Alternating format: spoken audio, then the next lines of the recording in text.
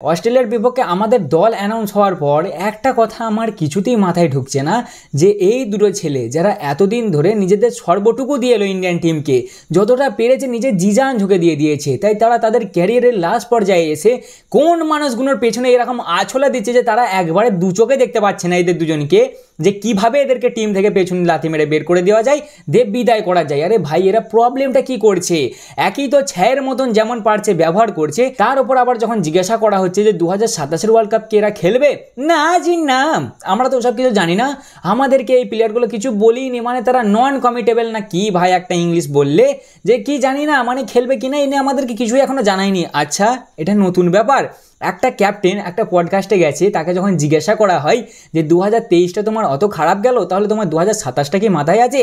সে বলে হ্যাঁ নিশ্চয়ই মাথায় আছে, কেন থাকবে না, আমার তো জি জান দিয়ে ইচ্ছা আছে যে আমি এটা চাই, আমাকে পেতেই হবে ওয়ার্ল্ড কাপের ট্রফিটা, আমার স্বপ্নই আসে, মানে আমি শুধু চোখে ওই ট্রফিটাই দেখতে পাই, 3টে ডান্ডিওয়ালা ট্রফি যার উপরে একটা বল আছে, কোনো রকম কোনো কিছু সেলিব্রেশন করতে গেলি আরে দাঁড়াও না ভাই, ওয়ার্ল্ড কাপটা জিতে তারপর সেলিব্রেশন করবে। সে লাগাতার তার 10 কেজি ওজন কমিয়ে ফেলে তার বন্ধুর সাথে, সোশ্যাল মিডিয়ায় ভিডিও পোস্ট করতে থাকে, প্র্যাকটিসের পোস্ট করতে থাকে, দেখা যায় যে না ওই মানুষটা কতটা ইচ্ছুক আছে ওই ট্রফিটাকে ছোঁয়ার জন্য, আজ হঠাৎ করেই বলে দেয় যে না সে তো আমাকে কিছু বলেই নি, আমরা তো কিছু জানি না যে সে খেলবে কিনা। আবার ঠিক উল্টো দিকে তারই এক বন্ধু আরসিবির হয়ে খেলে, তাকে যখন আরসিবির একটি ইভেন্টে জিজ্ঞাসা করা হয় আচ্ছা তোমাদের নেক্সট টার্গেট কি গো, তারা বলে যে ওই একটাই টার্গেট আছে ভাই, ওই একটাই 2027-এর টার্গেট, বুঝলে তো, ওটা হয়ে গেলে আমরা একদম হ্যাপি আমাদের ক্যারিয়ারটা এন্ড করতে পারবো, আর আমাদের কিছু চাই না, বুঝলে।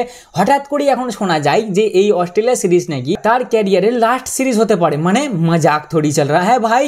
আর এরা নাকি বলছে না আমরা তো জানি না যে ভাই ওরা খেলবে কিনা। সেম এরকমই কেসটা হয়েছিল টেস্ট ক্রিকেটে, ওই আরসিবির প্লেয়ারকে জিজ্ঞাসা করা হয়েছিল, মানে ও খেলতে গিয়েছিল ওর ছোটবেলার ক্যাপ্টেনের কাছে, প্র্যাকটিস করতে গিয়েছিল, ক্যাপ্টেন জিজ্ঞাসা করেছিল কি রে তোর টার্গেট কি, ক্যাপ্টেন জানো তো এবারে ইংল্যান্ড সিরিজে যে না আমি 3-4টে 100 মারতে চাই, আমি আবার ভালো করে পারফরমেন্স দিতে চাই, সে আবার রঞ্জি ম্যাচ প্র্যাকটিস করতে যায়, কিন্তু হঠাৎ করেই তার ইনস্টাগ্রামে পোস্ট এসে যায় যে না ভাই আমি তো রিটায়ারমেন্ট নিচ্ছি, বুঝলে, আমার টার্গেট ছিল 10,000 রান পূরণ করার, কিন্তু ওসব আমার দরকার নাই, আমার মন ভরে গেছে ভাই, আমি আমার সব থেকে ফেভারিটটাকে মানে ফেভারিট যে ফরম্যাট আমি যাকে সব থেকে বেশি ভালোবাসি তাকেই বিদায় জানিয়ে দিচ্ছি, আমার আর কোনো দরকার নাই। উল্টো দিকে সেম ক্যাপ্টেনও আবার রঞ্জিতে প্র্যাকটিস করতে যায়, সে নিজে জিজান ঝুঁকে দেয় যে না টেস্ট আমার খারাপ যাচ্ছে, আমাকে ভালো করে পারফরমেন্স দিতে হবে। সে তো ভাই সাহেব আবার পোস্ট করা ছাড়ো, সে শুধু স্টোরির মাধ্যমে স্টোরিতে জানিয়ে যায় যে আমি ভাই বিদায় জানাচ্ছি টেস্ট ক্রিকেট থেকে, আমি আর টেস্ট ক্রিকেট খেলবো না। মানে কি হচ্ছে ভাই, এগুলো কি হচ্ছে, মানে ধর তক্তা মার পেরে একবারে ছায়ের মতন বিদায় করে দাও। একটা ক্যাপ্টেন যে 8 মাসের মাথায় 2টো আইসিসি ট্রফি জিতে যায়, একবারে আনবিটেন, কেউ হারাতে পারে না আমাদেরকে, দুনিয়ায় এত শক্ত দল আছে কেউ হারাতে পারে না, আনবিটেন আমরা ট্রফি জিতে যাই।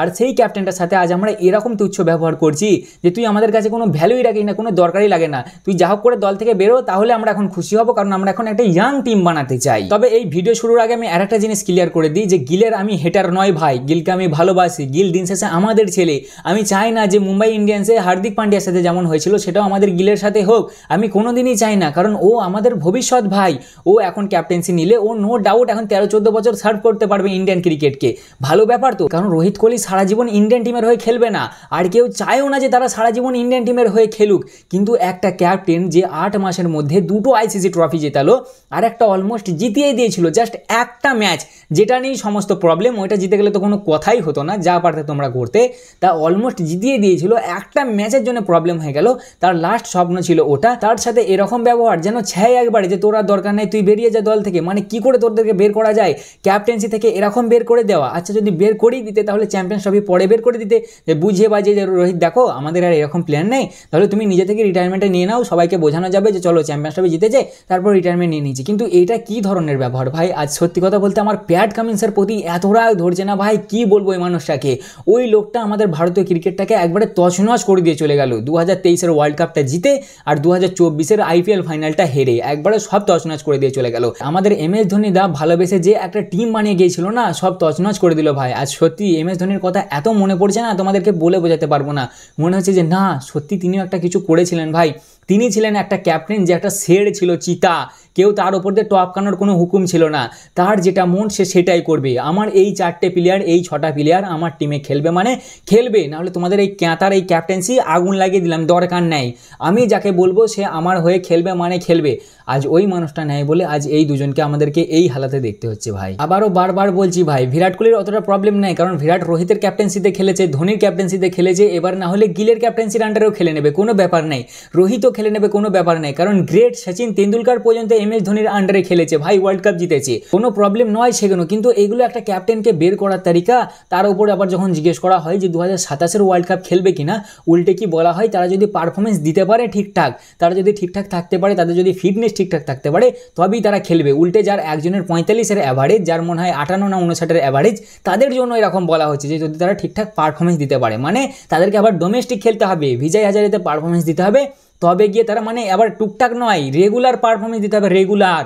এই অস্ট্রেলিয়া সিরিজে যদি ফ্লপ হয় না ভাই, তারপরেই বের করে দেবে।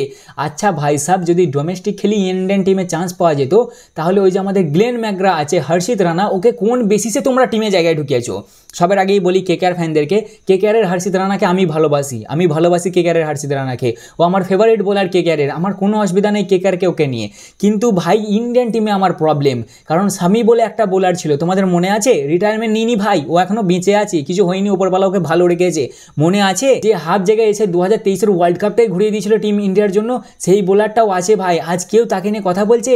আর রবীন্দ্র জাডেজা তো ভেতরে ভেতরে কবে রিটায়ারমেন্ট নিয়ে নিয়েছে উপরওয়ালাই জানে, ওকে নিয়েও তো কেউ কোনো কথা বলছে না। তা সত্যি তোমাদের কি মনে হয় যে মোহাম্মদ শামির উপরে হর্ষিত রানা ডিজার্ভ করে? মনকে জিজ্ঞেস করো তো, নিজের মনকে জিজ্ঞাসা করে আমাকে কমেন্টে বলো যে হ্যাঁ দাদা সত্যি হর্ষিত রানা ডিজার্ভ করে মোহাম্মদ শামির ওপরে।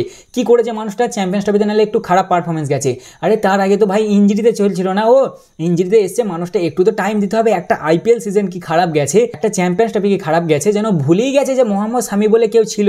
তার মানে ক্লিয়ার কাট বোঝাই যাচ্ছে যে 2027-এর ক্লিয়ার প্ল্যান ভাই, কোনো এক্সপিরিয়েন্স প্লেয়ার মানে যাদের 35-36 বছর বয়স হয়ে গেছে কেউ থাকবে না, তারা সম্পূর্ণ ছাঁটাই হয়ে যাবে, একবারে নতুন টিম যাবে খেলতে। অবভিয়াসলি ক্যাপ্টেন্সি চেঞ্জ দরকার, টিমে পরিবর্তন দরকার, সবই দরকার আছে ভাই, কারণ একভাবে সব কিছু চলতে পারে না।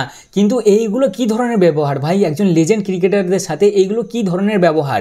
রিসেন্টলি আমি একটা রোহিত শর্মার ভিডিও দেখলাম, একটা রিপোর্টার তাকে জিজ্ঞাসা করছে, মানে যে হয় না এয়ারপোর্টের ভিডিওগুলো, কোথাও গেলে রিপোর্টাররা ধরে, তা রোহিত দাকে জিজ্ঞেস করছে যে রোহিত দা তোমার কি মতামত, এই যে তোমরা অস্ট্রেলিয়া সিরিজ খেলতে যাচ্ছ, রোহিত কোহলি আবার ফিরে আসছে, এবার উইদাউট ক্যাপ্টেন্সিতে যাবে, মানে ওই লোকটার দিকে না তখন ভাই মুখটার দিকে তাকানো যাচ্ছে না, উনি কোনো কথা বলছে না, মুখ একবারে ছোট, মন ছোট, যেন খুশি নাই ভাই। কি করে খুশিটা থাকবে বলো না?